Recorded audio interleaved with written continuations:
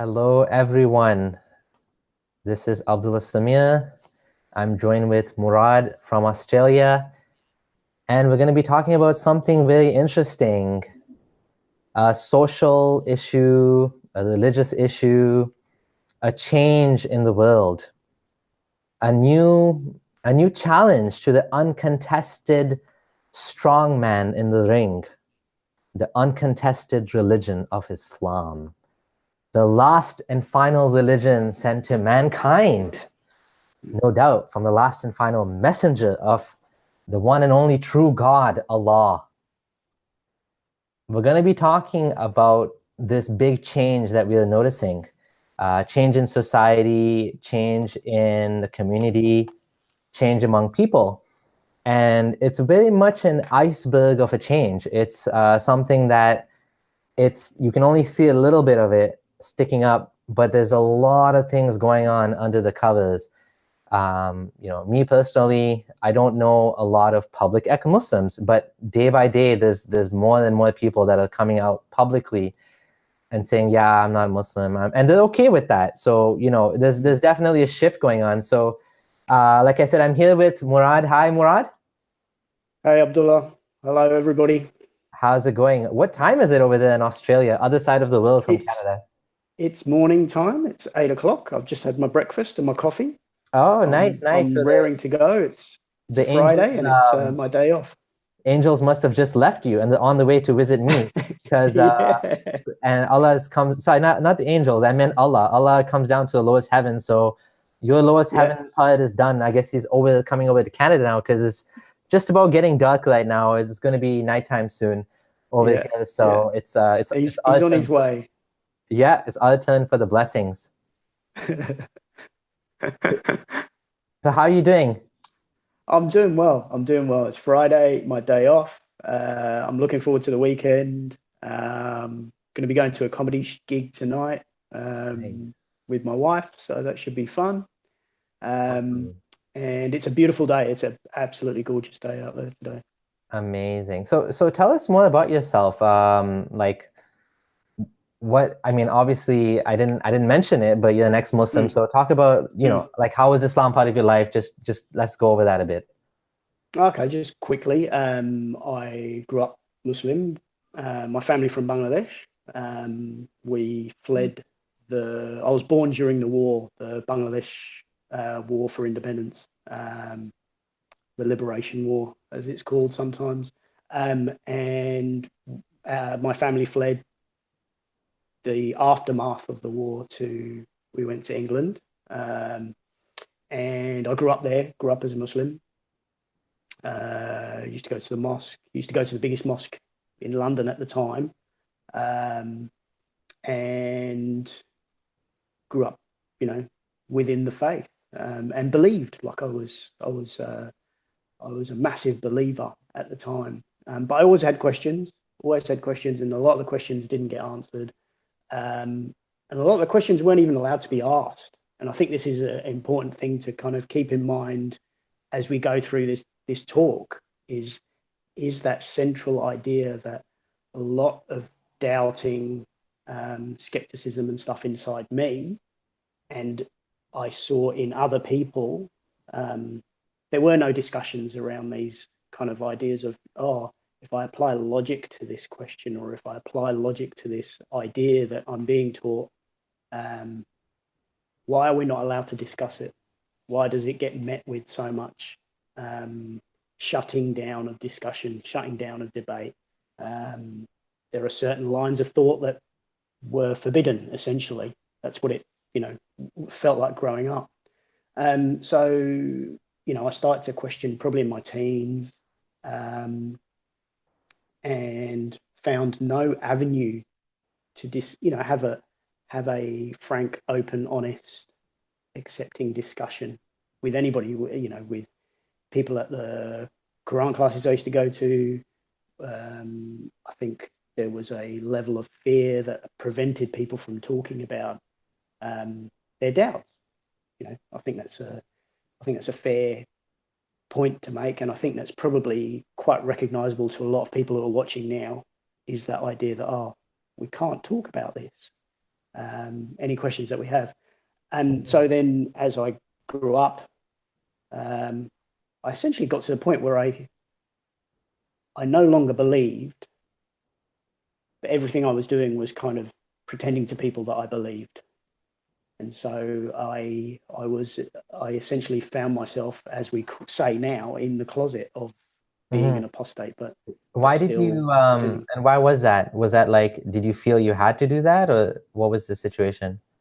I think I've kind of tried to figure this out over the years, and I think a couple of things. One was definitely fear, because growing up, if we put a foot wrong going, in Quran classes, if you put a foot wrong, or if you ask the wrong question, or if you're a bit cheeky or whatever, we'd essentially receive corporal punishment.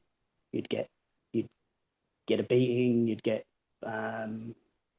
we had to do little things like holding books out at the ends of our hands, kind of like stress positions, all these kind of things that make little children afraid. Then the other thing would be the idea of hell, which is pretty scary, especially when you're a kid, because I used to believe that. I used to literally believe that if I question, if I speak my true mind, then there's something wrong with me. There's something evil about me. But there wasn't. It's just a curious, inquisitive mind that children have, to try and figure out the world like anybody else. Children are trying to figure out, how does the world work? How does the universe work? It's funny how, like, you can ask a question and the answer is like, "A'udhu billahi minash shaitanir rajim." Like, I seek refuge in Allah from shaitan. Like, that's the answer you get to like some of the questions, meaning like, don't go there. Like, let's not talk about that. Yeah.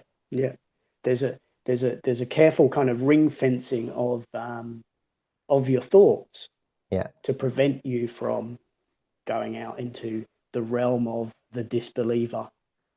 So we have to have this ring fencing of thought in order to keep people within the faithful. And I think that was the thing that used to worry me, as I grew up. And after all this questioning, turning around, turning it over and over in my head, I eventually decided in myself, without telling anybody, without telling a soul, because without telling a soul, I decided, okay, well, I don't actually believe any of this anymore. I don't believe that Allah is as described in the Quran at first, when I kind of became agnostic. I don't believe that Muhammad is anything but just an ordinary man. Just an ordinary man with all his, qualities and failings and problems and weaknesses, just like any other human being. And once that happens, then the whole religion kind of really doesn't make sense. Once I kind of got to the point of, he's just a man. He didn't have any special powers. He didn't have any special connection to the divine any more than, if the divine exists, any more than anybody else. And so then that made me think, okay, well, I can't really honestly say that I believe this anymore. But when I left, I did it by stealth. I kind of just stopped believing, kept on, pretending as I was. Which. How old were you? Like, when was this? I think eventually, this would have been just over 20 years ago so I would have been late 20s. Oh, okay. So you were definitely an adult. You definitely like, you were not a kid. You knew, No. you've kind of at that point you've kind of explored the world. You're still looking, still learning. 21 is quite a young age, and that's quite impressive, because I actually converted to Islam, was Sunni Islam, around that age, around 18. Around that age, yeah. But it's an age that people are looking, right? Like, you're searching for the truth. You're looking for something. You're looking for a bigger piece of the puzzle. You're trying to figure it out. So for me, it was Islam. But for you, it was like, okay, the other way. Yeah.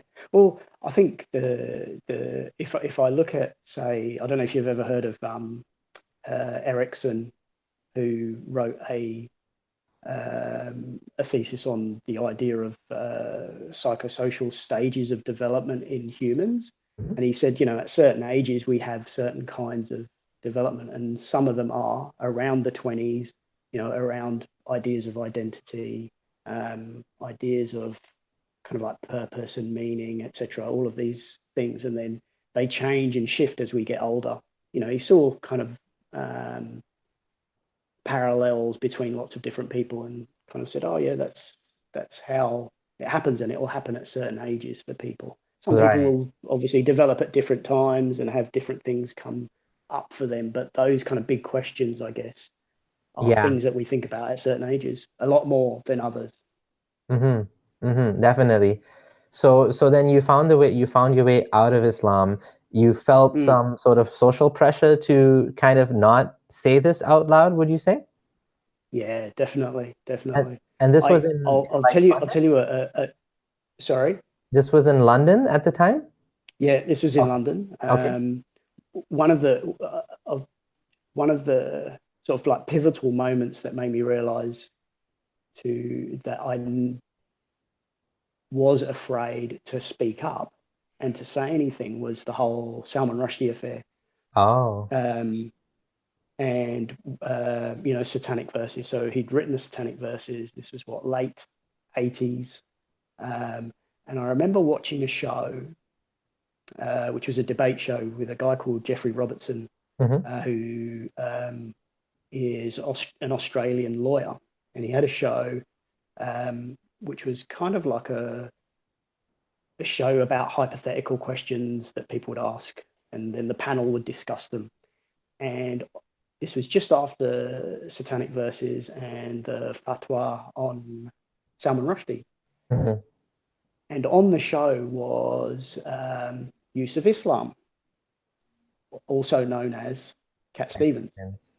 And Geoffrey Robertson put the question to him, in a perfect Islamic state, would Salman Rushdie be, should he be killed?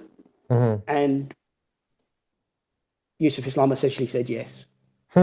Wow. He said yes, because of his blasphemy, he should be killed. Gee. Now, the irony of this, or the ironic kind of situation I found myself in, was that going to the mosque that I went to, I used to see Yusuf Islam. Yeah. Walking around. So we'd walk around and people would say to me, oh, look, there's that guy. He used to be Cat Stevens. He used to be, big singer. And then he converted to Islam, and now look at him. He actually set up a school, or helped to fund a school, an Islamic school in London. Yeah. And, so like I used to see him at the mosque. And then I used to think, oh, that man thinks that if you have blasphemous thoughts or blasphemous ideas, you should be dead. Yeah. And so that's going through my head as a teenager, and I'm thinking, wow, I have to stay quiet about this stuff. Like who's going to accept that? Like if I say, well, actually, there's no way Muhammad flew on the back of, an animal. Burak? Yeah, exactly. There's no way. All of these things, they didn't make sense. Solomon didn't talk to ants.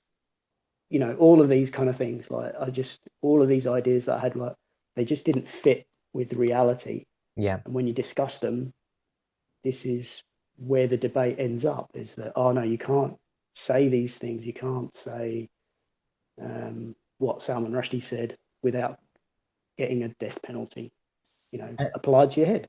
So I kept quiet.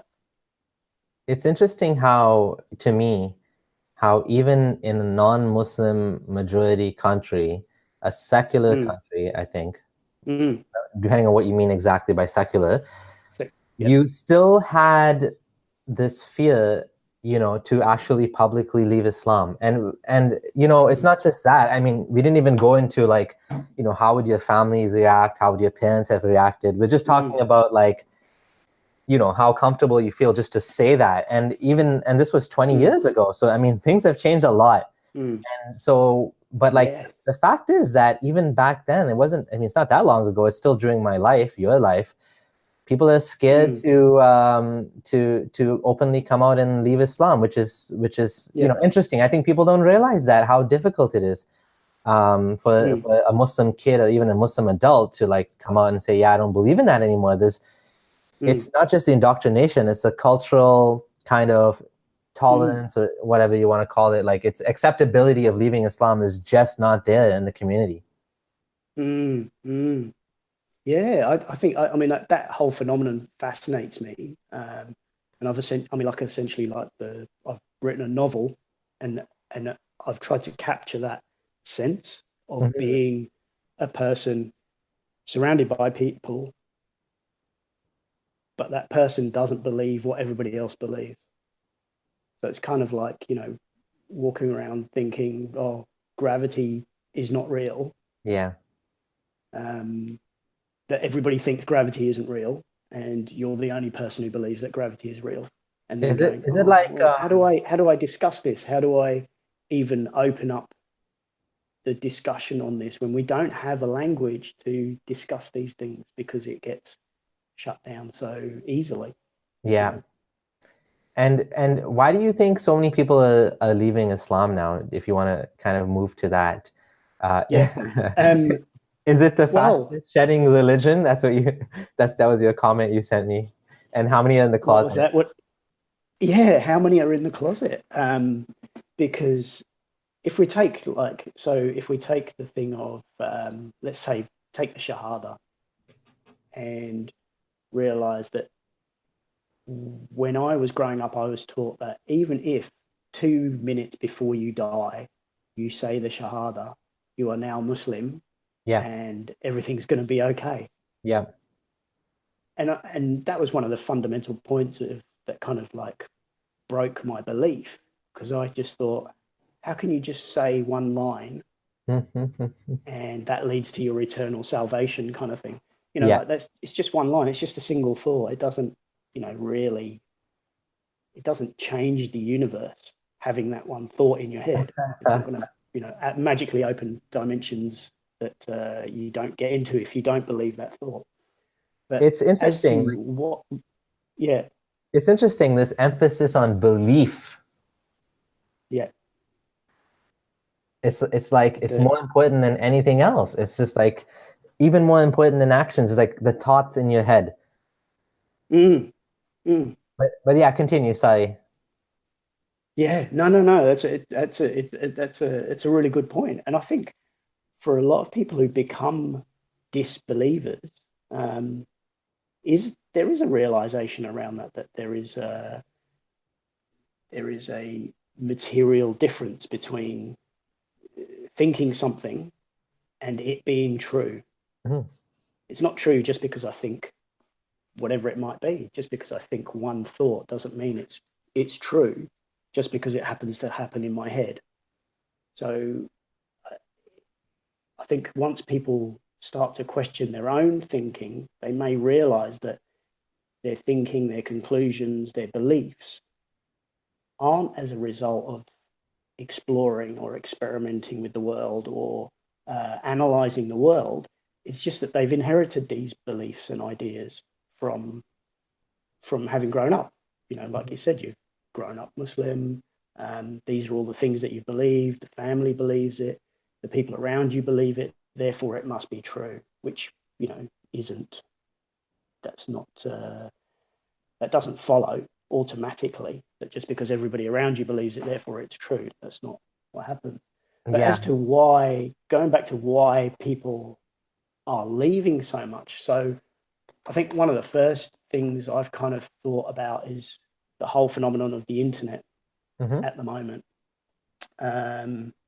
and the proliferation of people talking about this in a way that I've never seen. Hmm. And I think that's the thing. Like for years, I essentially just got on with my life. I didn't talk about Islam. I didn't talk to anybody about Islam. I didn't say anything to anyone about it. If people asked me, I used to say to people, I'd say to people, oh, I'm from Bangladesh and my name is Murad. And people would say, "Oh, are you Muslim?" And I'd be like, "No." And then I'd kind of like shift the subject away. But now, well, probably about 10 years ago or so, I started to say to people, "Oh, my family were, and I was born into Islam, but I don't believe in it anymore." Hmm. And it was always interesting the reactions I'd see, because people who were Muslim would kind of do that. What? How can you not believe in Islam? And there'd Yeah, be like this double take. yeah, And then would be the awkward conversation. But but now I kind of enjoy those conversations with people, and yeah. to say, well, yeah, it's because this and this. And what do you believe? And why do you believe what you believe? You know, Hmm. I think Yeah. that's an important point, to have those conversations. Yeah, sorry. Yeah, I was gonna say that's interesting. Like, well, one point you made is, you were just living your life, which is great. Mm. A lot of people think that like ex-Muslims, we don't do anything else. We just talk about Islam all day. Yeah, And I mean, the reality is that somebody needs to talk about it, right? I mean, yeah. everybody talks about Islam. I mean, with Muslims, you have pretty much every Muslim, not every Muslim, but like a lot Mm, of Muslims will give money to the masjid, will mm, donate to different Islamic mm, causes.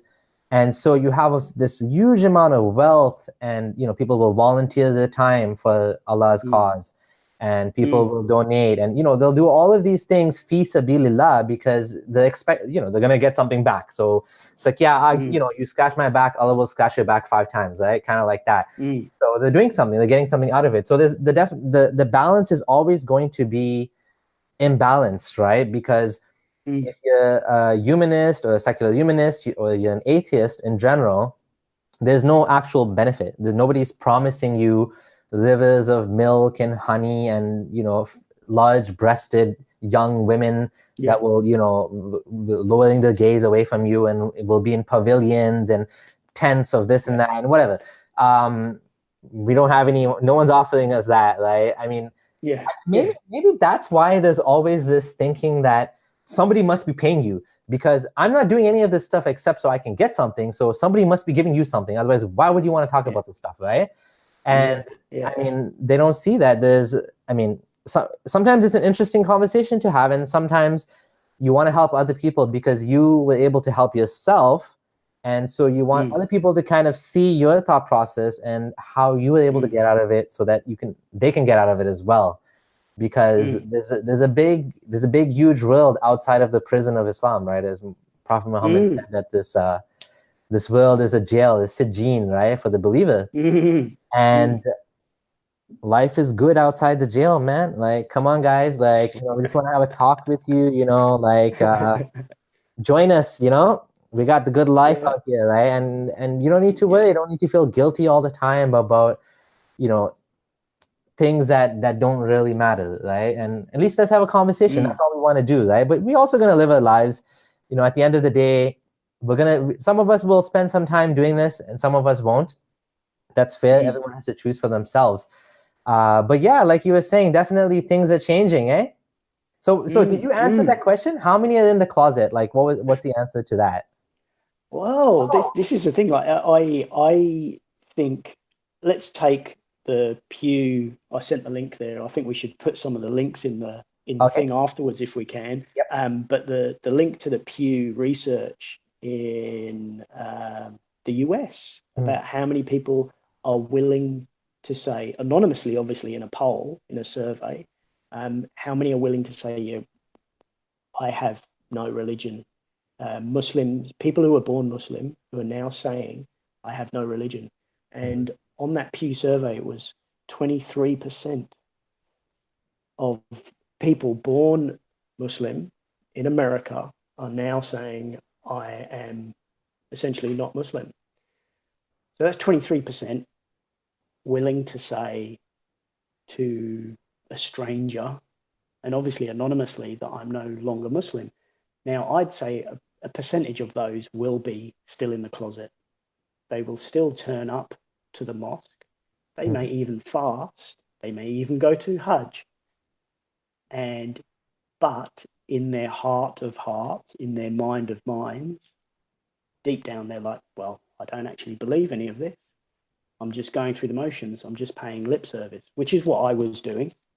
And I'm not here to shame them or to say they need to come out of the closet or anything, because I totally understand why people are in the closet in the first place, and why they don't want to say to friends, family, to their wives, to their husbands, to their children. They don't want to say, I've essentially left Islam inside me. So now I don't know what the numbers are of people who are Muslim in America. What is it, like 10 million, maybe more? Maybe. So 23% of that that's a fairly sizable number. Yeah. When I essentially left in myself 20 plus years ago, I didn't even think it was a couple why I'm not a Muslim. A few people here and there. That was what I thought. I thought it's a tiny, tiny percentage. But now I realize it's probably often been a lot bigger than that. I think, historically it's probably been bigger than that, a bigger number. But people aren't willing to come out and say it. Yeah, in my personal experience, being who I am, I get to talk to a lot of people. And okay, so if I had to count the number of people I know who are ex-Muslim versus the number I know that are ex-Muslim, not Muslim anymore, and actually say it, like I can count on my hands the number of people I know that are publicly ex-Muslim. And I know so many people who are ex-Muslim, but they don't say they're ex-Muslim. So I know a guy that teaches in a school. It's an Islamic school, but he teaches like secular subjects. I know a guy that his own brother contacted me and said, I want to talk about Islam. And I was like, I messaged his brother. I'm like, does he know you're not Muslim? He's like, no, don't tell him. I was like, oh, interesting. I have friends who are struggling even to tell their wives that they're not Muslim. And some of them, they've told like the kids and they didn't tell their wife or the ex-wife. Some of them, they've told more people, some haven't. But the common trend is like the vast majority of them, 99, probably like 90%, are not public about the lack of faith, right? And so I think this is something that needs to change, but it's slowly happening. Like people are becoming more confident. The challenge is the cost can be very high, right? Yes. The cost can be very high. Like when you came out, like you're out, you're coming on video, you're doing this. Do you have any personal losses that can happen because of this? Because I know a lot of people, either the wife would leave them or they wouldn't be allowed to even see the kids sometimes. The community would like boycott them or shun them or kick them out of the community. Thankfully, me and you were adults, we're grown up, we're grown men, we work, we have a life, we have income of our own, we have our own families. So we're not under someone else's kind of financial care, which can make it more difficult. But like, isn't it even for you? Wasn't it kind of like a risk in some sense to come out? Oh yeah, when I first realized and started to kind of say to people, even tentatively, to say to people, "Oh yeah, I don't actually believe any of this," that I found that really difficult to do. I found that the fear of being rejected by the community I'd grown up with, the people I'd grown up with, the pain it might have caused other people as well. I think I was always really conscious about that because, if say, for instance, my mother was to think, oh, well, if you don't believe you're going to hell, that would be painful for her. So I often hear that as a reason why people say, oh, well, I can't tell anybody because they'll go through pain and I care for these people. to say, well, I don't want them to go through that pain of thinking, oh, you're going to hell, and therefore it makes your parents sad. It makes them think, oh, we didn't do enough to bring you up properly. We've brought you out here. I mean, in my case, we brought you out here to a Western country, and look what's happened. You've turned, kind of thing, against us. Those little things are they're things that stop people from talking. They're things that stop people from discussing these things. I want to just call out a friend of mine, his post he made, Reason on Faith. I'll post it in the chat in a second. Reasons why many Muslims haven't left. I think you might have seen this. And it's a pretty comprehensive list. And the one you just said is right on the about the parents and, making them feel bad and sad and, all that stuff. And actually, this is a really good list for those of you still in the closet. It's a great list. Yeah, exactly. So I'm just going to share that. But yeah, that's a good point. A bunch of people I know told me the same thing. They're like, I don't want to hurt my parents. And thankfully, my parents specifically are very liberal. So no loss for me. I'm really happy about that. My entire extended family, they respect people's freedom to believe or disbelieve. I love that. And I wish everybody had the same opportunity that I had to just like openly say what they want to, what they want to say and whatever, right? I mean, that's amazing. And that's such a blessing. Yeah. Like my dad was like, to be able to speak your truth and be accepted is, I think it's got to be a fundamental kind of need in humans. Yes. Okay, well, I need to speak my truth and still feel accepted by you and loved by you, my community, by whoever it is. It's a need for authenticity, and it's a need, it's a very, very deep need to be accepted and loved for who we are. It's intimacy. I mean, that's what intimacy is. Intimacy means that you expose yourself in a way that you can get hurt, and you put yourself out there, and still, people love you for who you are or accept you. They don't have to love you for it, but I mean, they accept you.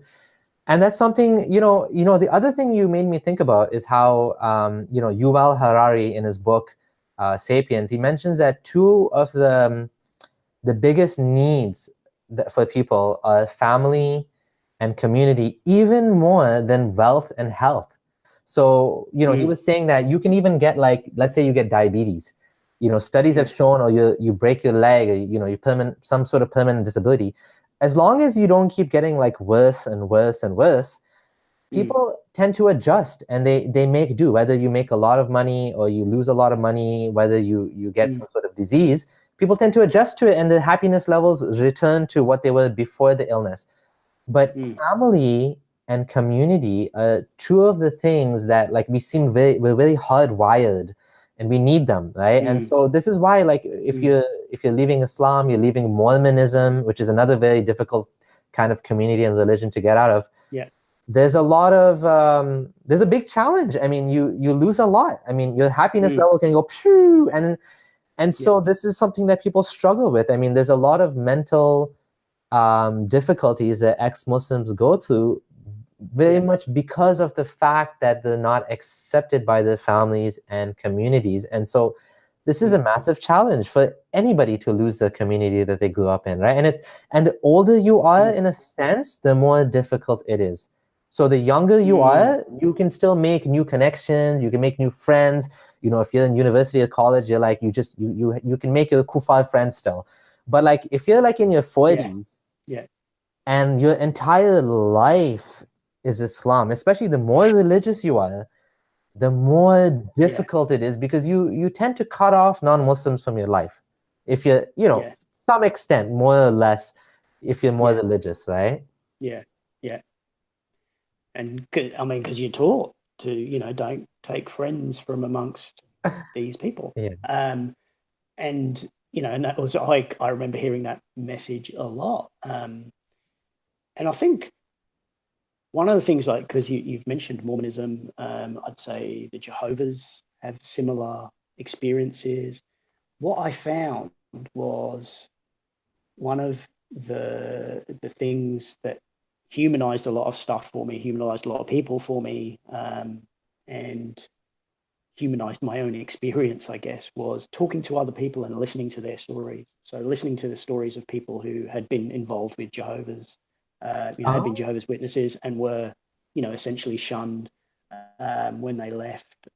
Talking to people who were Mormon who had left, and obviously talking to ex-Muslims, Mhm. realizing that there are lots and lots of similarities, but also unique, kind of like quite unique issues, because I don't think any of the Mormons or any of the Jehovah's ever said, "Oh, I got threatened with death by someone on Facebook for Mm. saying that I'd left the Jehovah's, or I'd left Jehovah's Witnesses and stuff." And You I think saying that's you're the saying thing. That's Are you saying they didn't get death threats? Is that what you said? yeah. So they never said, "Oh, I got death threats." They just Okay. got shunned completely. They were Yeah, just like completely shunned and stuff. yeah. That that's Whereas, that I was gonna say that's pretty. I've had threats of violence towards me, for saying what I've said, and it's like, oh, well, that's interesting. How Why is it? Why is that? how bad has it been? Like, so for you, are these all like online threats of violence, or did you ever have it in real life? A couple, like in couple of, like in, like face to face Wow. ones, when I was younger, and I just thought, oh, okay, I'll have to be quiet about that and not say anything, because like that's what happens if you say certain things. I mean, even at the mosque, people, if you question things too much, they would, like the teachers would readily give out beatings for, like the wrong question, asking the wrong question at the wrong time, Wow. kind of thing. So that's that fascinates me, and I think the there's an author, and psychologist called Marlene Winnell, Dr. Marlene Winnell, and she talks about these aspects of community, these aspects of belonging, identity, and the trauma that people can go through when they have to disconnect, because the central ideas of the religion no longer fit with a person's own authentic self, and that kind of pulling away, that disconnecting, can be really, really painful. Mhm. I think, and you can see the similarities between, like I said, the Mormons, high control groups that rely on conformity, in order to keep people within the religion. And I think that's, like Reason on Faith's list there. That's a lot of the reasons. There's so many reasons why people Hmm. don't want to say that they've essentially stopped believing. And the benefits you get from saying you've left, um, are what? A sense of inner freedom, I guess. And it's like, Yeah. okay, so I've got that sense of inner freedom, but it doesn't get me money. It doesn't get me a lot of kudos in my community. People aren't going to praise me Yeah. for saying I've left the religion. It seems like a painful path to step, Yeah. but ultimately it is, you know, freeing and liberating, and realizing that I don't have to essentially waste my time doing a lot of stuff that brings no benefits whatsoever. Yeah, absolutely. This is an ongoing challenge, I'd say, for many, many ex-Muslims, which is like the cost of coming out versus Mm, the benefit of coming out. And mm, I feel like at some point, it's it's a choice everybody has to make for themselves based on the personal mm, costs to them. For me, yeah. like I've never got an in real life threat except somebody Mm, tried to get me to lose my job. Multiple people mm, actually had some sort of campaign to try to get me fired. mm, But that was like the worst thing that ever happened to me. The online mm, death threats, I got tons of them. I don't take them that seriously because they're online and it's so easy to throw them out. And people, like when they're using a fake name, if anybody gave me a death threat or any sort of threat of violence in real life, I would take it very seriously. I would go to the police. Maybe the intelligence agencies, Canadian intelligence agencies would be involved. I mean, I would take it, like I would get a lawyer, I would put a restraining order, I would take all the steps I have to take to deal with this person. Thankfully, for the most part, other than, like I said, some people, I don't know who it is, trying to like harm my personal life, the Muslim community has been okay with me, I guess. Not happy about it, but not trying to kill me either. No. And I don't think that's, and I don't want to paint a picture as if the whole community would want that, especially in Western countries, because I think people can be accepting. And this is one of the things that I've realized, that the conversation has shifted so far compared to when I left. Okay. And that's the thing that's interesting, talking about the community as a whole, like Muslim communities being more understanding, more accepting. And I think, so for instance, even online, there's say organizations like that Muslimish, I don't know if you've seen it, muslimish.org, yes, and they're a lot more kind of like inclusive, a lot more open to debate, a lot more open to discussion. They're kind of, their thinking is not so rigid, not so concrete. So they've like gone, oh, look, there's people who think different to me, and that's okay.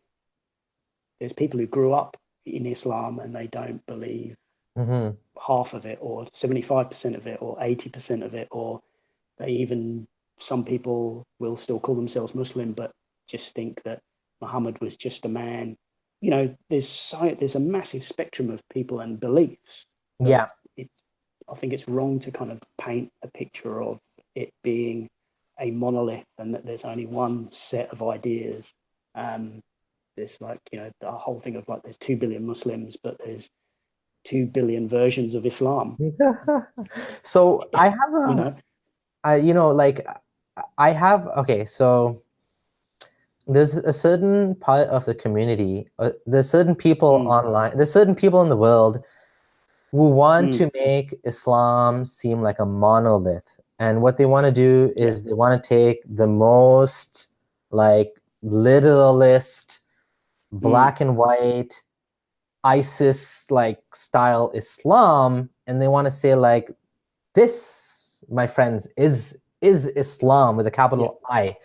And this and these are Muslims who are following Islam, or maybe not following it, but they might follow it, right? So there's this kind of desire by certain people to I guess it's fear mongering. They want to make it seem like all Muslims, even the ones who just call themselves Muslims but they don't even believe in it, they're like they subscribe to this, or they're like hypocrites or something, even though, like, I mean, Islam is a man-made religion. There is no real definite, there's definitely more like plausible interpretations and less plausible interpretations, but who is to say the rules of how to interpret, like basically the usul, right? I mean, there's multiple ways. I mean, there's people that are Sufis, there's people that are Salafis, there's Ahmadis, there's even people like Baha'is, right? That like they have Islam as part of their worldview, but they're not Muslim even, right? And then even among Sufis, there's like Sufis that are like twirling Sufis, and then there's Sufis that like they look for the mystical parts of Islam. I grew up in a sect of Islam that looked for the hidden meanings in the Quran, and they didn't even take the Quran at face value. And there was definitely no chopping off hands, and there was definitely Sharia wasn't like what people are trying to say it is, which Sunni Muslims would have a different interpretation, of course. But there's a plethora of Islams, right? There is. There's a massive difference from one region to another, and then all the different schools of thought that have grown up over the 1500 years. There's so much variety in it, and so many different ways of people practicing it.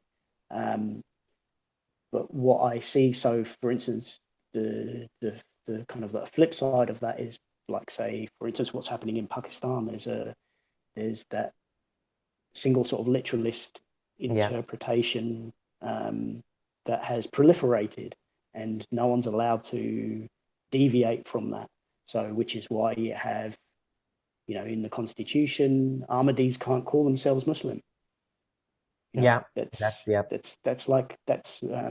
where it does become legalistic and is anti-pluralistic, and those are the real sort of problems. But at the same time, you're right, there's a vast variety of ways of interpreting the Quran, or interpreting the scriptures, and people are living their lives totally differently, as under this kind of umbrella term of Muslim, all over the world. And that kind of fascinates me, because when I grew up, initially I was taught that our way was the only way, was the truth. Essentially it was all, it was kind of like all takfiri on everybody else, and that just becomes self-defeating ultimately, because everybody does it. Then it's like, oh well, you're obviously not a real Muslim, and then this person says you're not a real Muslim, and then this sect says no, we're the real Muslims, you're not the real Muslims, and then that's, it just breaks down. And that's why I said there's, there might be 2 billion Muslims, but there's 2 billion different versions of Islam. Everyone has their own personal little interpretations that they take on as, this is my personal truth, this is my personal relationship, and trying to adhere to all the different versions and rules and strictures is always going to be, an exercise in futility, I think. I think I get the idea of why people want to say there's one Islam. They want to say that because they want to show that it's incorrect. And when people say, no, I don't believe in that Islam, I think it makes, opponents of Islam frustrated, because then they're like, oh shit, now I don't know what to say. You're a Quranist. Oh, you don't believe in camel urine? Oh, you don't believe in you don't believe in Muhammad gouging out that guy's eyes or whatever. Oh, now what do I now I don't know what to say anymore. You guys, you're not a proper Muslim. You should be following Hadith. It's like, what? You're an atheist. You're telling the guy you should be following Hadith? Why? Like Quranism is kind of harmless. Like, it's whatever. It's not true. There's lots of nonsense in the Quran itself, right? Like the Dhul Qarnayn going to the east and the west, and there's so many things. Allah's holding up the sky without any pillars, and whatever. Ya'juj and Ma'juj, all of these things. Ya'juj and Ma'juj. I mean, great mythological stories. Mythological stories. And maybe ex-Muslims are Ya'juj and Ma'juj. We're coming from every corner. But here we're like, So, but I mean, I guess one of those issues. I mean, like I think going back again to the proliferation of stuff I've seen on the internet now compared to, say, 20 years ago, when the internet was in its infancy, really, but it's allowed the transmission of ideas that had no other place to be discussed. I think that's why we're seeing, people such as yourself, Abdullah Gondal, Harris, Imtiaz Shams, all of these people everywhere, the ex-Muslims of North America, Reason on Faith, Masked Arab, there's just a vast list of people. Heretics Corner, all of these people, you see them discussing these things in places where they are encouraged to discuss them. I think that's a huge paradigm shift, to see that people are encouraging each other to, hey, let's have this discussion. Let's talk about why we don't believe, or what are the problems we see in the scriptures. Are they even true? Does Allah actually exist? All of these questions, which are, I think, natural questions, that I think most Muslims will at some point encounter, at some point in their life. Even if someone is a completely devout, believing Muslim, they will encounter these questions at one point. Yeah. But they may not have anywhere within their own community to discuss them. And I think that's an essential thing. But now, in the last 10 years, I've seen just a huge rise. I mean, I called it an apostasy tsunami, which I think it is, really. If you think 23% in America, that's a huge number. Or you could call it the Murtad spring. I thought that was, so it's like a flowering, a blossoming of different ideas, of people wanting to go, oh, well, what about this? What if this is the truth? How do I know? How am I going to discover? How am I going to explore these ideas?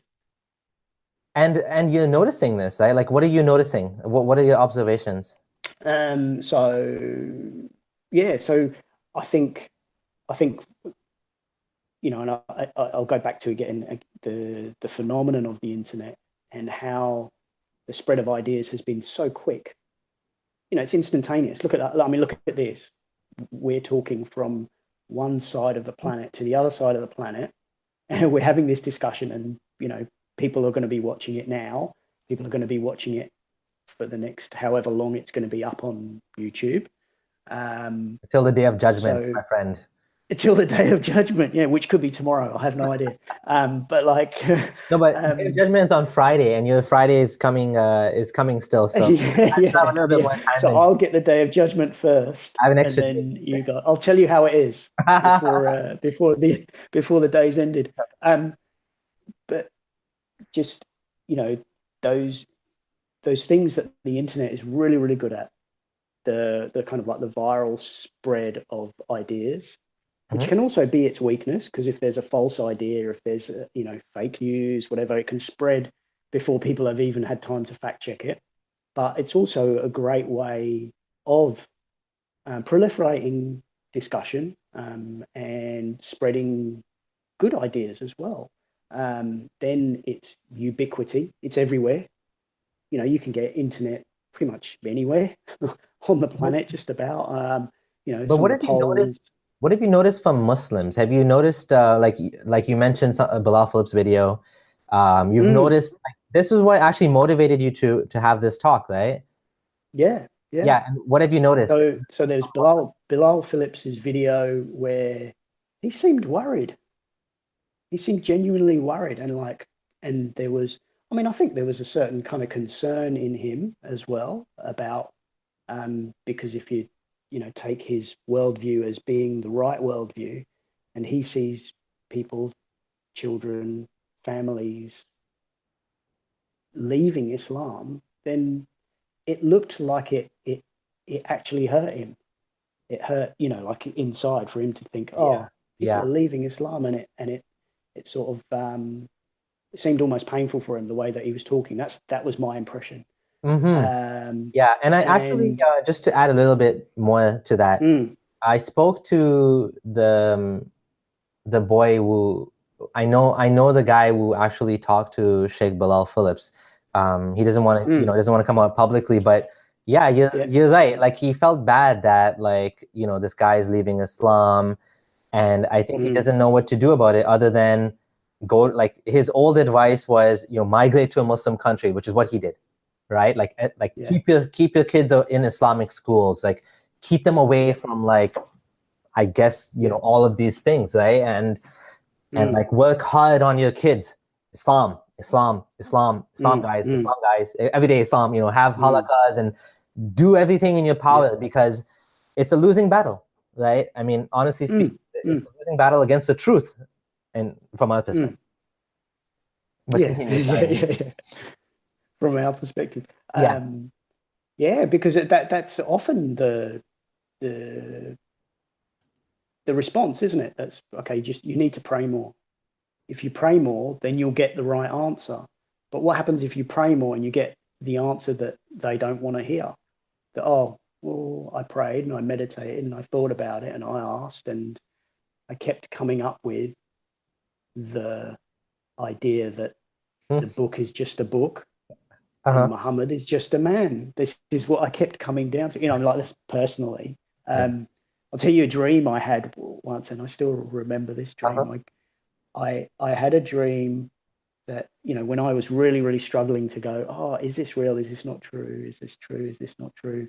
And I had a dream I was standing on top of a building, and I realized this is like a Gedanken experiment almost. Like, I realized that I had more faith in gravity working on my life if I jumped off that building than I had faith in Allah working to save me. Oh, yeah. And so that's like, okay, well, there's my empirical level of, okay, well, gravity I have faith in. It's been empirically proved to me that it works. I see it work all the time. Allah, I'm not really sure. He And doesn't that's really seem to work. He doesn't do much. You pray, sometimes it doesn't work. If I pray to gravity that it works, it will work. yeah. That's essentially it. That's quite an absolutist sort of like position, but it's like, okay, well, that's what happens. Yeah, and the thing is, I mean, that's the kind of strange thing about faith, right? Like it's putting you're kind of putting your thinking on hold, and you're saying, this doesn't make sense, but I'm going to accept it. And yeah, kind of strange thing for God to want people to do the opposite of what he gave us a brain to do, or what we evolved to do. It's like, I'm going to give you this incredible thing, but I don't want you to use it. I want you to stop using it when, and then how would you distinguish the truth from falsehood? I mean, for everything else in life, we allow ourselves to do the best we can, except when it comes to faith. Now, this special word, faith, we stop our brains and we say, well, I don't care if it makes sense, right? And I mean, it sounds kind of like, I want to say it sounds petty to say that, someone says, I believe in gravity, but I don't believe in Allah. But the reality is that these are the type of things that, like I had another friend that told me like a similar kind of funny story as you. Actually, it was Waleed. Shout out to We Do Wids. He told me a similar story, which, after he told it to me, he said, it sounds so silly that like a small thing like this caused me doubts. But the reality is these little things, they poke holes in the impenetrable forest of Islam, and they shine the light, and a little bit of light under the canopy, it comes to you, and you look out and you're like, that little hole, it just gives you a little bit of something to think about.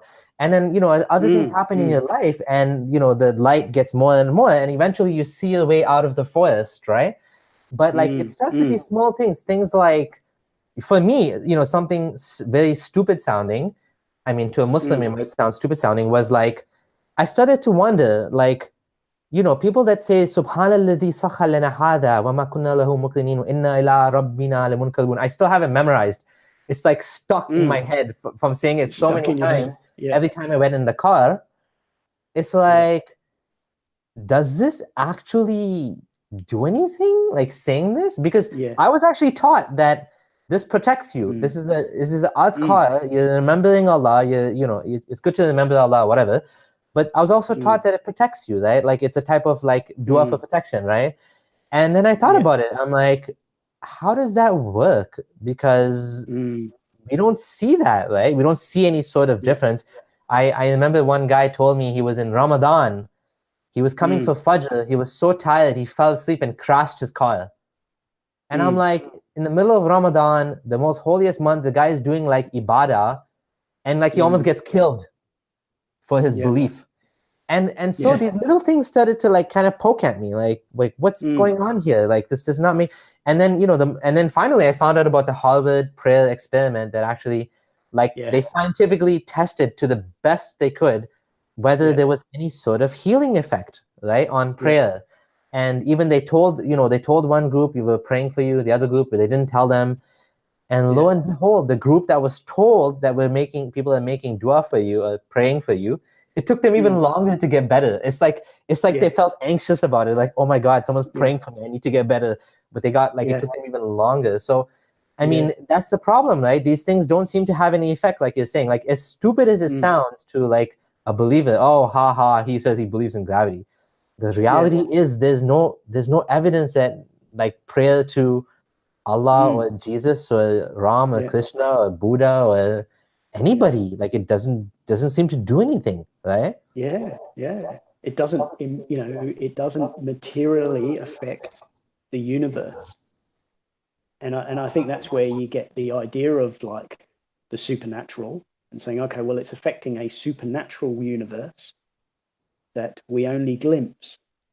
And that supernatural universe is the more important one, not this material one we're living in at the moment, the supernatural one. And that makes me think of like exactly what you said there.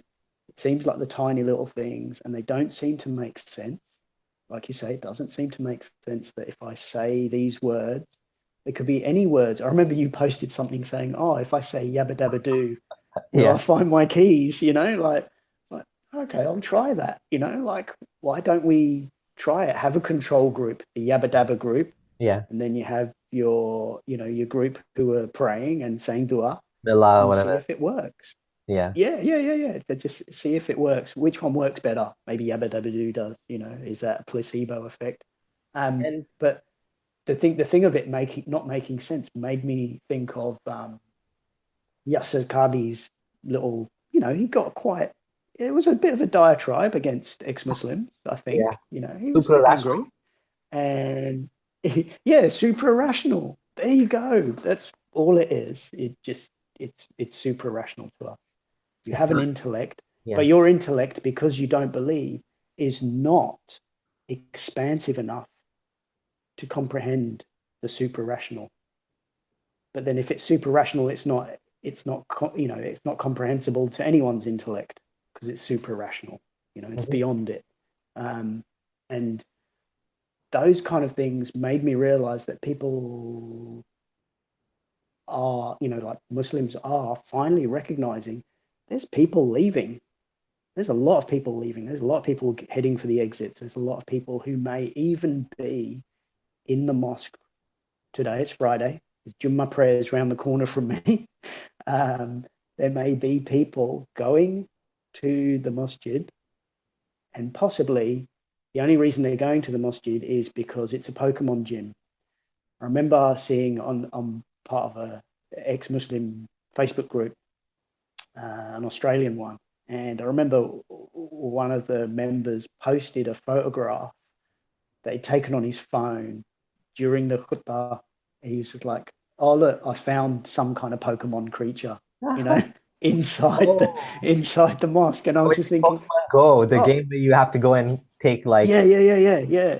So, and then that reminded me of people going on Hajj and posting things like atheist, like little photographs of Atheist Republic, or your name or Abdullah Gondal's name, like going, well, I'm here because my family have essentially made me, or because I have to keep up appearances, but I don't believe this, and I just thought, oh, how could you figure out how many people are actually like that? That's is there an sort of like an objective measure, some kind of test you could do to see whether when people say the Shahada, they're actually sincere. There is no objective test for sincerity, I don't think. And so there are so many people, I think, in the closet, a lot more than we think. It's kind of like the TARDIS. Absolutely. It's bigger on the inside than it is on the outside, and I think that's only going to grow. And I think if I looked at it as a kind of from a systems point of view, so from a dynamic systems point of view, sort of like the way that people look at the weather, or the way that people look at the flow of water, whatever. And if you apply that to human society, I think, like Malcolm Gladwell says about certain movements or certain ideas, there are tipping points. And I don't know whether we're approaching a tipping point or whether we've gone past a tipping point, but there'll be some kind of cascade effect where suddenly people will look around and go, oh, look, that guy's saying it's all right to be ex-Muslim and he's just getting on with his life and life seems good for him. And that woman there, she's left and she's having a good life. without any need for religion. And then suddenly they'll just proliferate to a point where, kind of like in Christianity, where people can say, oh yeah, I don't actually believe any of that. Would you like a cup of tea? Let's just sit down and be ourselves. Yeah. We don't have to have this overwrought, painful conversation all the time. It can just be, oh, well, I still accept you. Oh, that's all right. You don't believe. Not a big Yeah. deal. Exactly. I'll make dua for you, brother. Thanks. Like, We'll make oh dua God, for like this you'll tipping make dua point. for me. Okay, thank you. You're gonna Yeah, make dua to someone I yeah, don't believe in. Okay, sure. yeah, yeah, Um, yeah, I just want to kind of touch on one thing you said, which is yeah.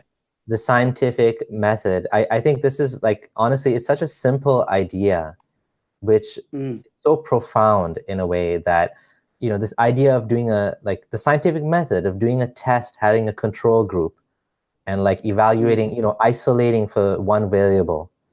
It's such a mm, great idea. And, it's like when we got this idea, we were able to use it and get so much out of it.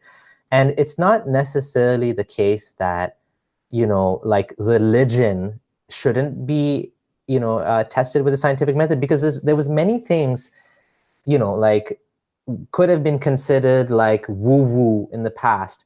And mm, through the scientific method, like hypnotism, mm, we've found like mm, it actually works, right? And so mm, there's the realm of the paranormal, which is outside of, like, let's call it reality. But like mm, science can actually go into that. And when we understand something that we didn't understand before, it now mm, becomes part of, like, it's now natural. It's not supernatural mm, anymore, right? Rational, whatever. mm, mm. So, Super I mean, rational. Yeah, yeah. yeah, we can actually test these ideas, some of these ideas, and which is why I think my friend, his Sultan, his favorite Burak, I don't tend to use that point, because I feel like that's an example of something that's like otherworldly. But there's many Mm, things where religion and the world, like mix, like dua. mm, Dua is the best mm. example. And, Yeah. to some level, we can try to test it, right? I mean, we can try. Mm, We can come up with some mm, conclusions that, like, for example, if 1,000 people made dua, 100 people, some of them to Krishna, some of them just talk to the plants, and some of them to Santa Claus, and some to Allah, which one would be more effective? And mm. the answer is none of them. They're all the Yeah. same. Even the guy that doesn't make Yeah. dua, Yeah. right? So like Yeah. I'd like rather just talk to my plants. It makes me feel better, right? I mean, but some people, they want to talk to Yeah. Allah, it makes them feel better. But at least they should know that it's not going to make a difference, but like maybe they'll feel better Mm, about it, right? And I wanted to ask mm. you, like, you had a note for me, Timur Kuran, preference falsification. What is that? Oh, okay. So this is kind of going back to the thing of like being in the closet. Mm-hmm. So Timur Kuran is an academic from the US. I think he's Turkish born. And he's written a couple of books about, well, he's written one really good book called The Long Divergence about how Islamic law essentially held back innovation and progress within the Islamic world. Really, really good book, very well researched, really interesting points. Um, but he also wrote a book years ago, back in the 90s, I think, called Public Lies, Private Truths.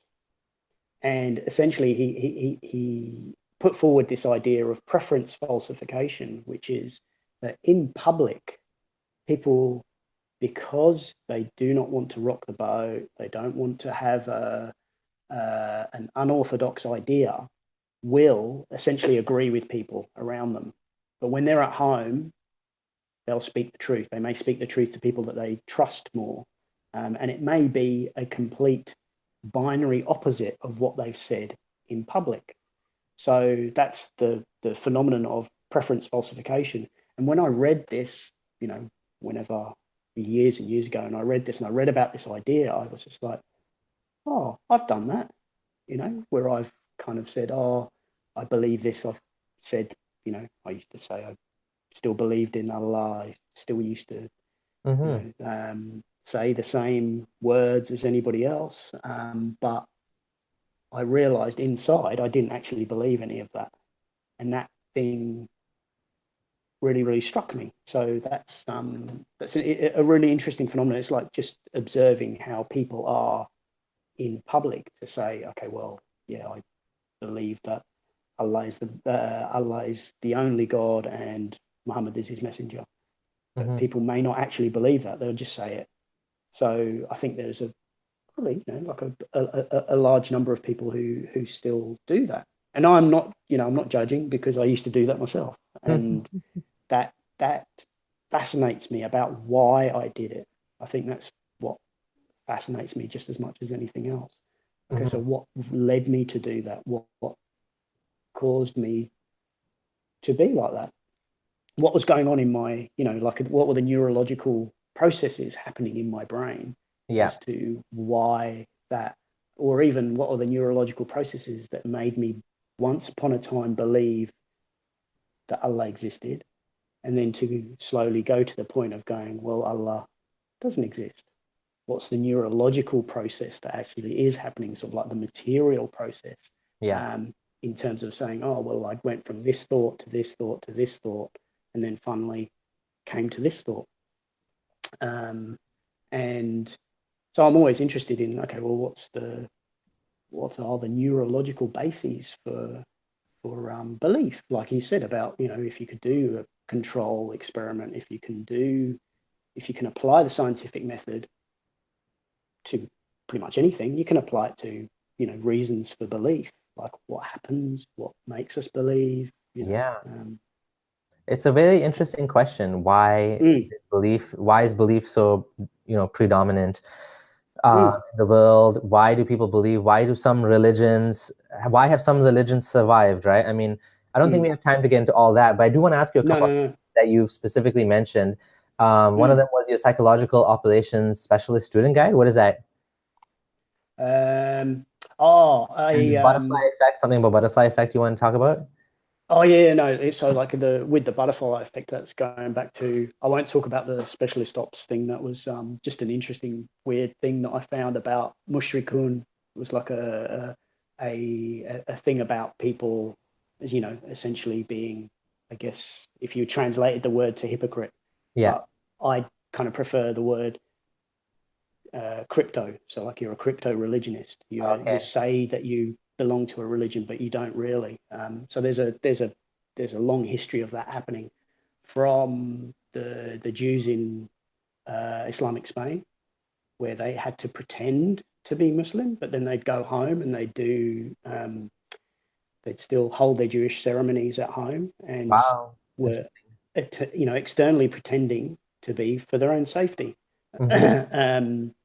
That was in Almohad, Spain, and with the thing of like the butterfly effect is, again, going back to the idea of a tipping point.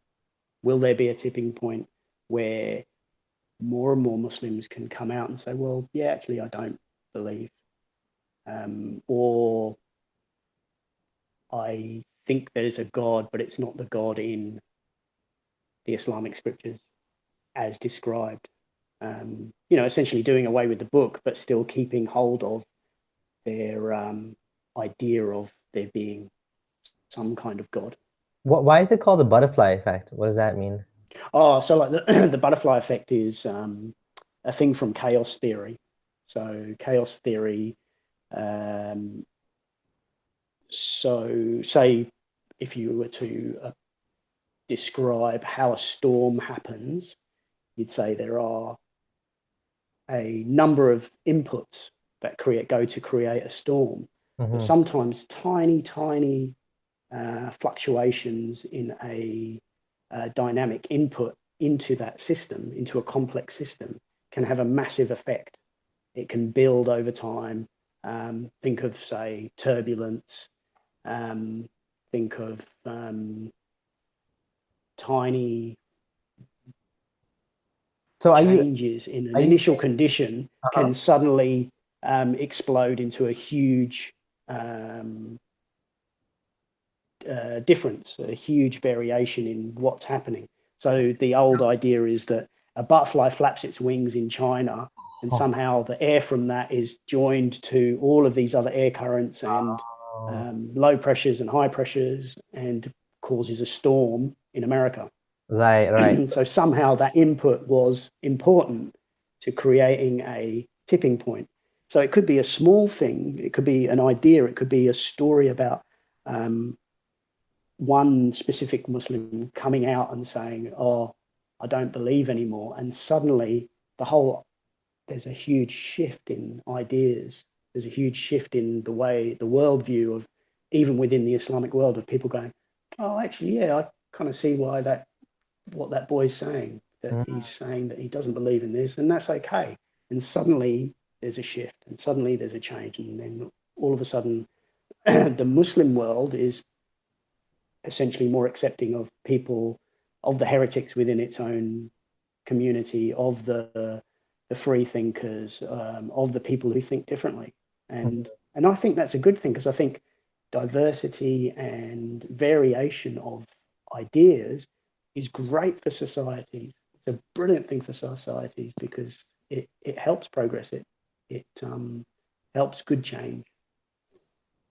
Yeah, absolutely. I was kind of curious about what you said about Islamic Spain. Was it not the case that the Jews were allowed to maintain the religion and the Christians too? Or why would they convert? Initially, and then there was a guy called Ibn Tamut who was just a lot more hardcore. Oh, okay. He essentially said to people that you have to convert. And there's plenty of classical scholars who used to Debate. say things like that. Would say like it's conversion or death. Yeah. And obviously that's a very hardcore literalist interpretation of the Quran, of certain verses of the Quran. So, but he kind of kicked off a period of time in Muslim Spain where Jews often fled. Like the great Jewish scholar Maimonides, I think, felt unsafe there, and was essentially saying that people were pretending to be Muslim just in order to survive. Moses? So, Are you talking again, about Moses Maimonides?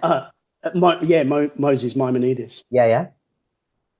Yeah, so he, even in his book, The Guide for the Perplexed, which is a great title, I love that title for a book. He said, we had to, there were people who were pretending to be Muslim from the Jewish community in order to survive, in order to keep doing business, in order to keep their livelihoods going. And I guess that was a complete flip from the earlier parts, the earlier era of Islamic Spain, where people were, it was a lot more pluralistic. It was, I think, a bit of a golden age in terms of that, in terms of acceptance, in terms of flourishing of ideas. And,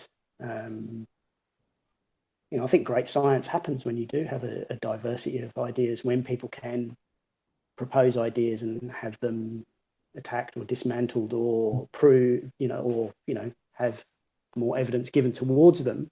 So those kind of things flourish when you have a diversity of ideas. If you've got groupthink, can be so dangerous. It can also help people pull in a single direction and get things done. But if it's adversarial to the truth itself, then groupthink is dangerous. Having people, giving people the ability to disagree definitely is a power that can correct your society, and can help it to self-correct towards the truth. Because if you don't have free speech, then of course you can go towards fascism or dictatorship.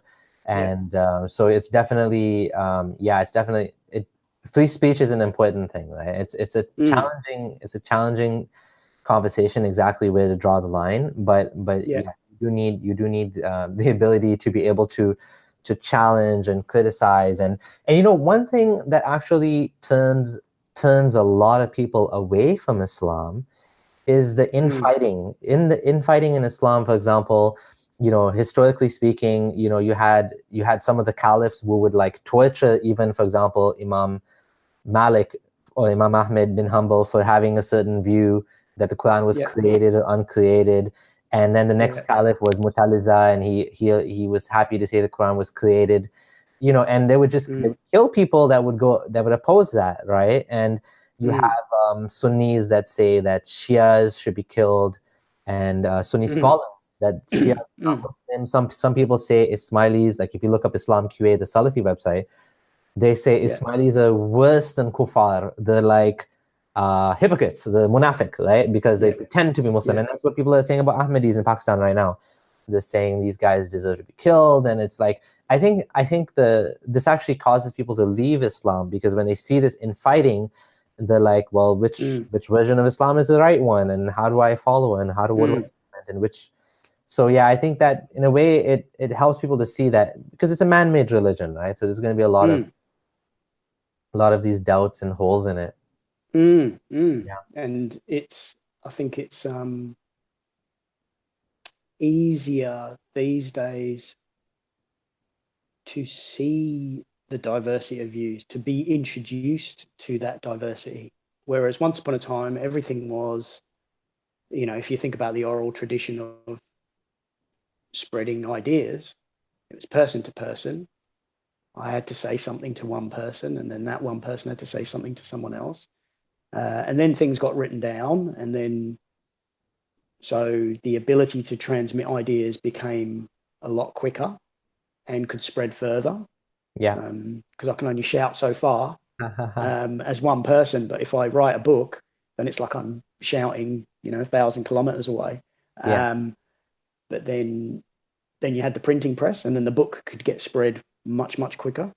And now you've got, then you had, I guess, telegraph, you had newspapers, different kinds of print media. Now you've got the internet, and if I can just diversity of ideas, and can be, I was gonna say, like, the Muslim world kind of, messed up a couple of times there. Like, for example, the printing press, the Ottoman Empire actually forbade it, and they considered it haram. They wanted books to be copied by hand by the scribes, especially religious books. They wanted to make sure that you had ijaza, and so it would be certified. And I mean, if you think about it, like realistically speaking, you're more likely to have a mistake if you have someone doing it by hand, even if they're checking it, rather than having one manuscript that's like, approved, and then like you make like 10,000 copies of it. So the Islamic dogma, I think you were saying, I forgot what you mentioned, wrote the book about it, how it actually caused the Muslim community to fall behind. And it's true, right? Like the printing press was haram for some point. At some point, people thought microphones were haram, and the camera has been haram for many years. Even coffee, God forbid, coffee was haram too at some point. So that's kind of sad thing. When you hold on to the religious ideas, it can really hold you back as a society. When you look back on it, you're like, what? They considered the printing press was haram? Like, that's so stupid. Like, why would they say that? But at that time, they believed it, right? And they had reasons to believe it. And now it's just like, you laugh about it. It's like, how stupid could it have been? Again, I think it boils down to that fear of people having a different idea. Going, oh, if they have a different idea, they can challenge our idea. And we don't want to spread a challenging of our idea, because our idea is the only one. So that book I was talking about was The Long Divergence. Again, Timur Kuran, and his thoughts and concepts on why Islamic law couldn't adapt to new innovations within the world, because it had to be so literalistic and it had to be stuck in the past, essentially. But your point about the printing press is a good one, so I mean, I think was it Johannes Gutenberg who came up with the first printing press, and he got in trouble for it, essentially. People are like, oh, this is a dangerous thing to start spreading ideas to people who won't be able to understand them. And then within Christianity, William Tyndale translating the Bible into English. He was burnt at the stake, I think, as a heretic. Partly because of that, because that was a dangerous thing to do. That only the keepers of the sort of like the secret knowledge, the scholars, were the only people allowed to read the book. You had to explain it to everybody else. No one else was allowed to read it. So now that people are actually able to read the Quran or read the Hadith in various languages and not just in Arabic, they can go, oh,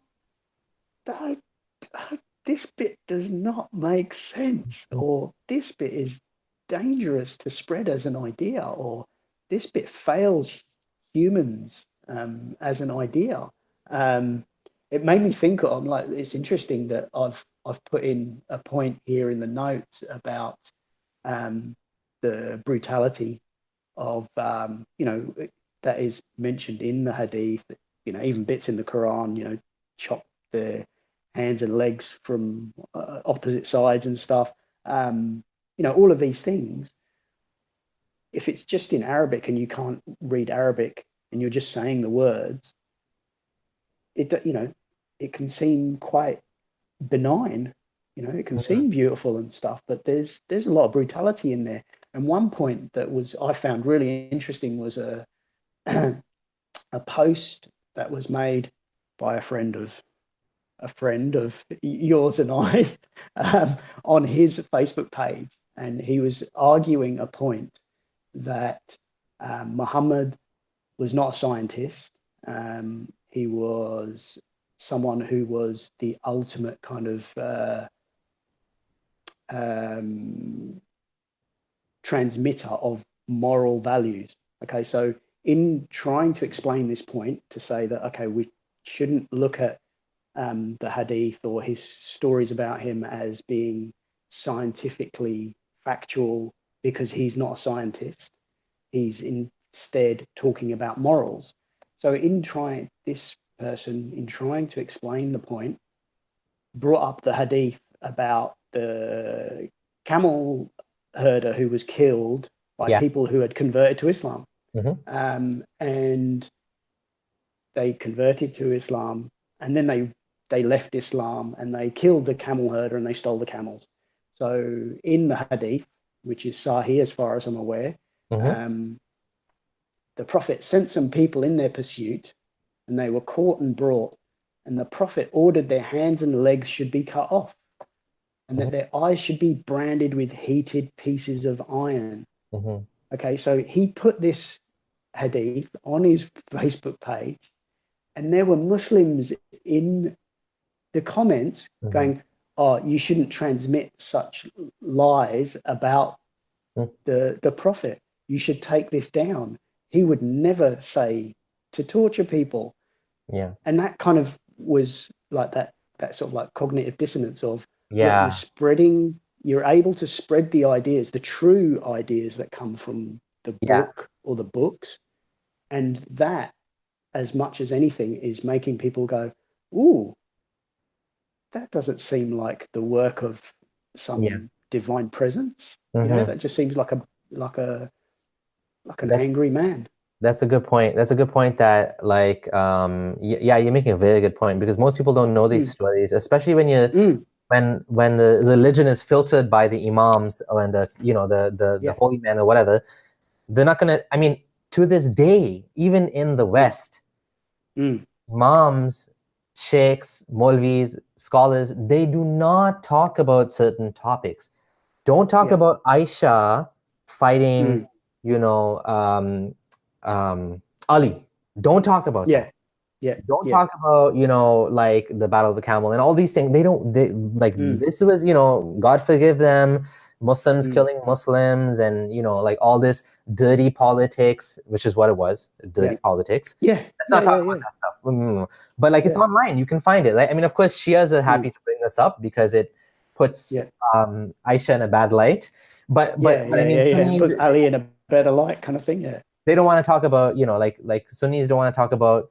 Man, I was shocked to hear the story of how Omar caused a miscarriage with Fatima. Like, I was like, whoa, like he bust down her door and like, holy, like there's some of these things that happen that are like brutal. A couple of things I want to say, because you made a lot of good points, but I didn't want to interrupt you. The cognitive dissonance point you said about like how Muslims are shocked when they read these things about the Prophet. I had one example from my life where I could not accept, only one thing I can think of when I think of cognitive dissonance as a Muslim for me, because I accepted everything. I'm like, whatever the Prophet said, I'm accepting it. It's 4 wives or whatever, right? But like one thing I could not accept was FGM. I couldn't, I read the hadith that said, you know, cut the clit, whatever. I couldn't accept it. I'm like, there's no way he said this. Just a little. I'm like, there's no way he said this. Because I knew for sure FGM is a bad thing. It has no benefit whatsoever. And I couldn't see how Islam would encourage that. And so I'm like, nope, it can't be true. I don't care. Other than that, I can't think of any examples of like actual cognitive dissonance as a Muslim. I'm sure there's small things. But anyways, one more thing I wanted to say, which was very interesting, which is what you said, was these issues of like, you know, burning people at the stake and like, you know, for example, Galileo and Bruno, what's his name?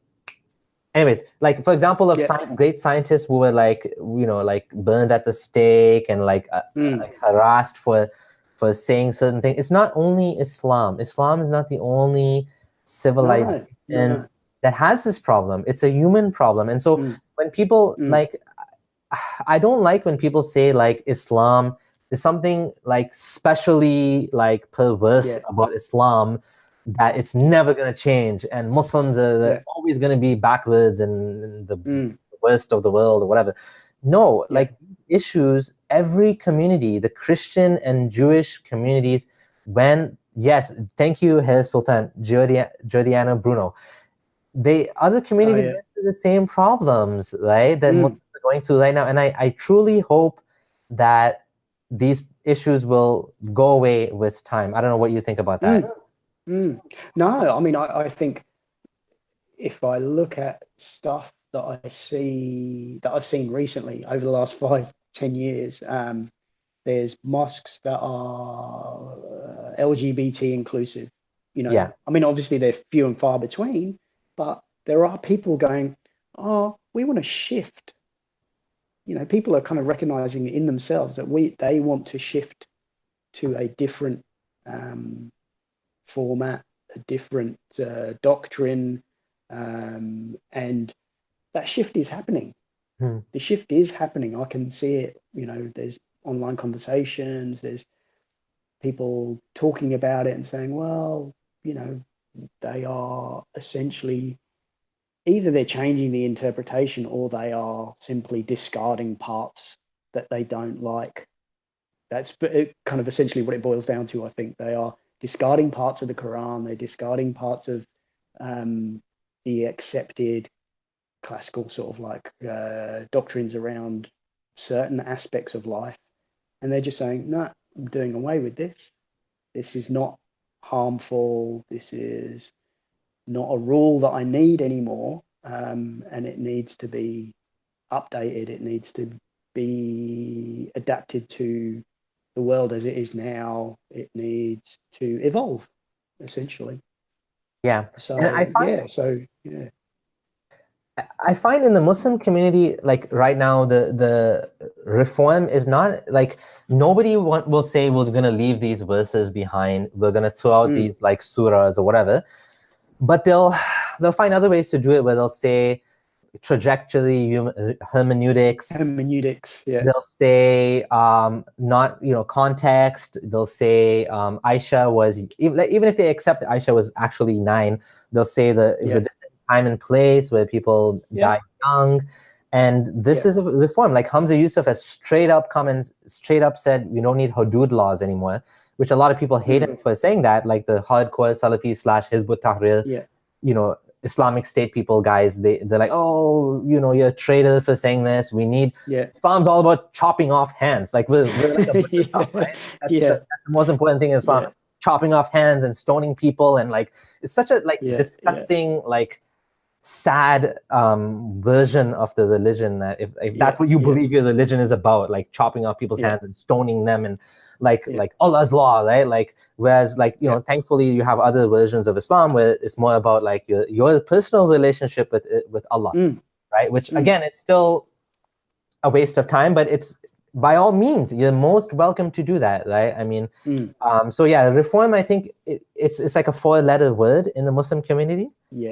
So you have to kind of like it's bid'ah. It's bid'ah, isn't it? It's essentially bid'ah. All of this, you know, like all of these innovations that are happening,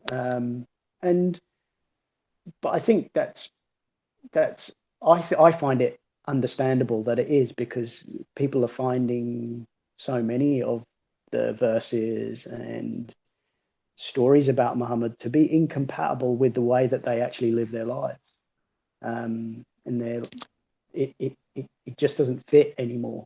And I think that's the thing that which is why people have to do these kind of adaptations to try and adapt things, or like you say about the trajectory hermeneutics, and say, oh well, there's a trajectory and there's a plan, you know, there's a plan to it, and it's evolving, and God is the one in charge of evolving it, whereas actually it's just humans projecting their changing needs and their changing worldviews onto the book, not the other way around. And I think that's fair enough. That's, you know, people project themselves onto most books that they read. I just think it's a lot easier to do with religious books, and especially the Quran. It's easy to, you know, turn it into one giant metaphor. And so just to kind of wrap this up, because I think we went a little bit longer than expected. Wanted to ask you about positives. Where to from here? How do we keep this going? You know. Yeah, because I mean, I see a lot of really good discussions between people who are still Muslim and people like you and me who've left. I see a lot of great discussions between people, respectful ones, enough to the point where people can have a bit of a joke as well. You know, kind of keep it a bit more lighthearted. I see, you know, people like, say, Osama Hassan, and I guess, you know, like big names wise, like Majid Nawaz and stuff, who can have those different conversations that a lot of the Islamic world is still afraid to have. But I think that slowly but surely, I'm seeing that shift. I'm seeing a lot more acceptance from Muslim communities of people, and I'm hearing it as well from ex-Muslims. People, you know, like you say about your parents being pretty cool with, oh yeah, you've left the religion, so what? And I'm seeing that more and more, and it's not something I used to see, but I am seeing it now. And obviously that's anecdotal. That doesn't mean that anecdotal evidence is useless. Anecdotal evidence can be, you know, quite profound. I call it anecdata. So it, you know, it can be meaningful. It's not everything. It's not the whole picture, obviously. But I do hope that, you know, people such as yourself, and, you know, Harris and Imtiaz and XMNA and CMB and Mariam Namazi, all these people, like, I hope they keep having these conversations with people, and they, you know, keep asking for respect and giving respect and fostering those platforms for people to talk, because that's going to help. Absolutely. Yeah, and for my answer would be as well, like, whether, you know, if you're safe and you're independent financially and you can come out and you know, you want to contribute in that sense, because the more people that come out, the easier it is for other people to come out. Of course, everybody has to make a personal decision. Don't don't shock your family members with like, hey guys, I'm ex-Muslim, and look in my bag, I have a bottle of whiskey, and I got some condoms and whatever. Like like have a heart bacon attack. sandwich. Just like take it easy. Yeah, ham sandwich. Just take it easy. Like maybe start asking some questions to your loved ones, and see how they react and stuff like that, and take it slow and try to help them to see their point of view. In the long run, this will help everybody. I wanted to ask you, this has been an amazing conversation. You've given many good resources. After the live is done, I'll add them to the description box. I wanted to ask you, is there anywhere we can find you? Are you do you have any sort of look me up on Facebook. Look me up on Facebook, MH Talukdar. And yeah, I'm only really on Facebook. I haven't got any other social media accounts. But or you can look up my website, which is probably for my upcoming novel, which is Kingdom of Hind, HINDH.com. And all one word. We didn't talk about your book. Can you just quickly? No, that's right. We'll do that another time. Okay, fine. We'll do that another time. Just 1 minute description then. Just a short okay, very quickly. I thought it was such an interesting idea. Alternate universe. Something I was fascinated by as a child. Was Musaylimah. The great liar, as he was known. Right? So I imagined a parallel universe where at some pivotal point, Musaylimah had won the Battle of Yamama and become known as the messenger instead of Muhammad. So it's kind of like my novel set about 1,000 years after that in a different version of India. And how things had changed, what the difference is. But it's essentially about a man living in a religious dictatorship and how he deals with that. So that's the very cool. That's the fundamental premise of the novel. It's a science fiction novel. So hopefully publishing that later this year. Awesome. One thing I would like to say to people who may be in the closet, like to follow on from your point, is I think the one thing that I struggled with was self-acceptance. And I'd like to encourage people to accept their doubts, to accept who they are in themselves, independent of what the book and even independent of what the community might say about them. I'd like people to say, to learn to foster that idea of accepting themselves, and that there is nothing wrong with their questioning, their doubt, their skepticism. And that's about it, really. There's nothing wrong with it. That's a beautiful way to end it. This has been awesome. Let's do it again sometime. Yeah, definitely. Thank you so much, everyone, for thanks, Abdullah, for joining in, and thanks everybody having this conversation. The links to Murad's Facebook and his book his website will be added after, and you can just check in the description. Okay, everyone, have a good day to you, and hopefully it's not the day of judgment. And let me know if it is. I can take care, man. Yep. Okay, thanks, bye. Abdullah.